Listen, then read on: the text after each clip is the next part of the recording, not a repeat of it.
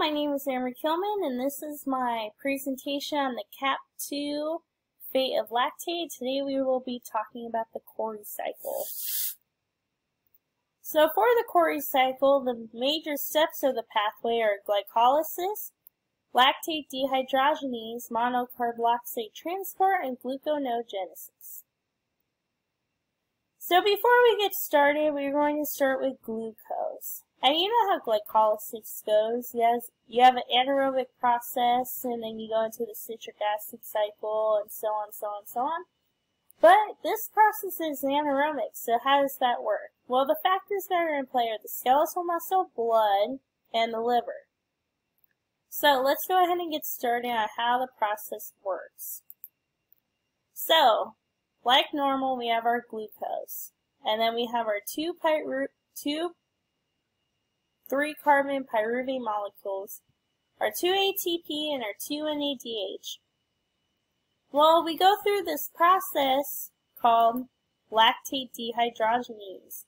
So the lactate dehydrogenase takes the 2 pyruvate molecules and makes it into lactate, and our NADHs turn into NADH+. Well, we also get a hydrogen ion with that as well.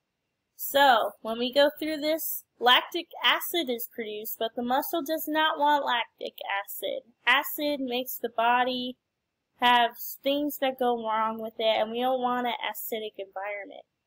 So, lactate takes the hydrogen ion, and they go into the blood through the monocarboxylate transport, or MCT. So lactate takes the hydrogen ion and itself into the blood. So hydrogen is making the blood have a reaction because we don't want, the blood already has pH in it, and we don't need an extra hydrogen ion because that can make that acidic as well. So it is important that we take the hydrogen ion out. So what lactate does, it takes a hydrogen and 2 hydrogens and an oxygen, and then it creates water.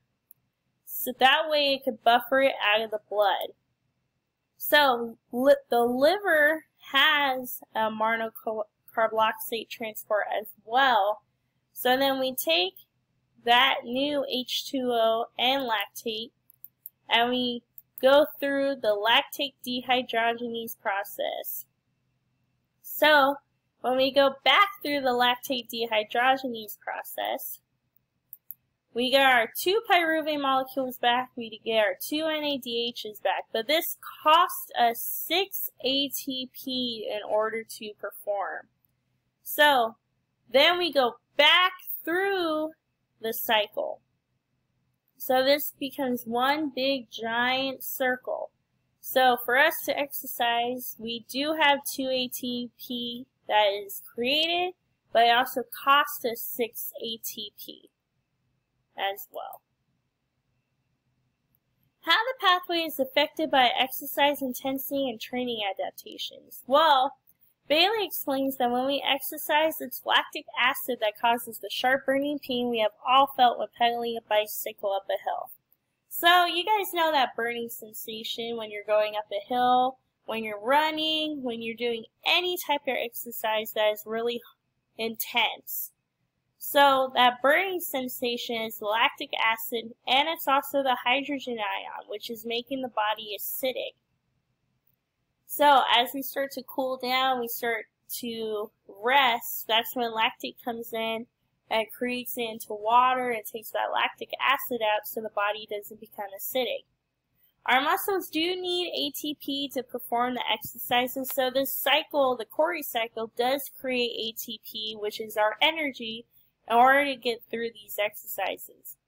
The body then converts lactate back to stored sugars following an intense exercise, and the body's trying to replace the oxygen it lost since this is an anaerobic process, which is without oxygen. So how do lactate and lactic acid differ? Well, as I stated in the diagram, lactate is buffering out the lactic acid. So they're both created through the lactate dehydrogenase, but they're both different types of particles, molecules that help to go through the process. So McArdle, and Catch were able to explain the differences between lactate and lactic acid. They found that they should not be confused as they are two different substances. Under physiological conditions, the majority of lactic acid dissociates and presents as lactate. So, the lactate is buffering the lactic acid out of the body because our muscle and our blood does not want an acidic environment in our body because it could cause damage. So, lactate is good, lactic acid is bad. So, the lactate is there to help the lactic acid get buffered out. So, when lactate is used metabolically and the consequences of lactate accumulation are our ability to sustain exercises. Well, let me give you a little thing about this. So, OBLA is onset blood lactate accumulation. So, according to Sazapan, Zaton, and Berkowitz, they found it is important to look at OBLA, which is onset blood lactate accumulation, when working out. This is important because exercise performed at intensity above OBLA is of significant importance as it has considerably improved the fitness level. So, trying to perform at intensity above OBLA will somehow in turn create and improve our fitness level. But if you incorrectly determine swimming intensity, for instance, intensity above OBLA, that can result in under or overtraining. So you have to kind of measure it out in a way, and you have to make sure that you're not pushing yourself too hard, or you're not pushing yourself too little, or else you're going to have some issues when it comes to exercising. Lactate accumulation is helping the muscles produce more ATP. So the lactate that is accumulating is helping to produce that ATP and is also helping taking out the acidic environment, which the consequences, muscles cannot perform in an acidic environment. Our blood can't even perform in an acidic environment. Nobody likes acid. Our body does not like acid. So it is important that if we have too much buildup of lactic acid, some terrible things can happen with our body. It could happen when we reach acidosis. Factors at work at the cellular level that can influence exercise sensation. Exercise sensation means stopping exercise. So, I thought this was a great picture that can represent what is happening in this process. So, the guard here is representing lactate, and it's trying to keep all these hydrogen ions from getting into the blood. So, the buildup of excess hydrogen ions from high-intensity exercise could eventually lead to a dangerous acidic environment in the cell. Well, we can't perform exercise in an acidic environment, and we don't want to have acid in our body. So lactate has to take that hydrogen ion and buffer it to create water in order to get it out. It also has to get the lactic acid cycling so then that way it could get out of our muscle and out of the body as well. So if we have too much of that in our body, we will not be able to perform the exercise that we need in order to perform intense exercises because our muscles will be too acidic from the accumulation of lactic acid and hydrogen ions. In conclusion, the skeletal muscles and liver work together to create a system to keep our muscles from being damaged. So this system is the Cori cycle.